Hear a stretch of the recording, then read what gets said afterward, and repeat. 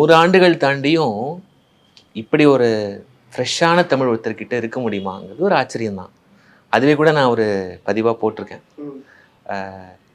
நான் வந்து ஆய்வு பண்ணப்போ கிட்டத்தட்ட ஒரு 35க்கும் மேற்பட்ட படங்கள் அவருடைய கவிதை வரிகள் தான் அதுக்கு டைட்டில்ஸாக இருக்கு தமிழில்.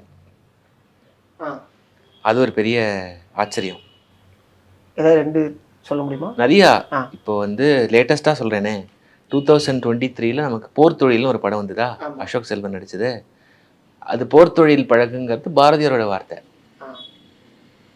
இப்போ நான் கூட என்னுடைய சேனலில் வந்து மாஸ்டர் படத்தில் தளபதி பேசின ஒரு பஞ்ச் டைலாக் நையப்புடை அப்படிங்கிறது பாரதியாரோட வாசகம்.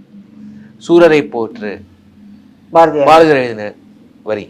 ரௌத்திரம் பழகு. ரௌத்திரம் கூட கொஞ்சம் பழசு, அதுக்கப்புறம் எனக்கு தெரிஞ்சதும் வரல. இப்போ சமீபத்தில் தண்டகாரண்யம்னு ஒரு படம் வந்தது. தண்டகாரண்யம்னு ஒரு படம். அந்த படத்தோடைய இசை வெளியீட்டு விழாவில் அந்த இயக்குனர் பேசினார்.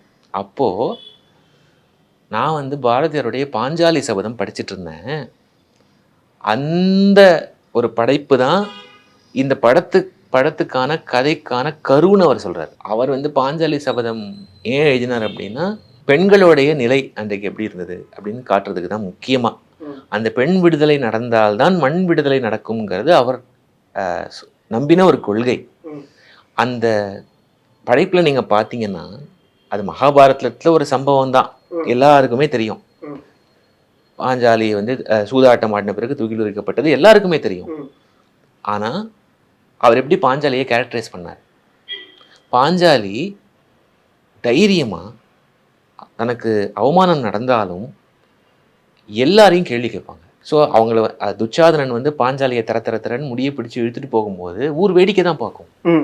ஒன்றுமே பண்ண முடியாது அவங்களால. ஆண் மக்கள்லாம் இருப்பாங்க, ஒன்றுமே பண்ண முடியாதுன்னு இல்லை, பண்ண மாட்டாங்க, பயம். அப்படிதான் நம்ம நாடும் அப்படி இருந்தது அன்றைக்கு. அதோடைய ஒரு பிரதிபலிப்பு தான் அந்த படைப்பு.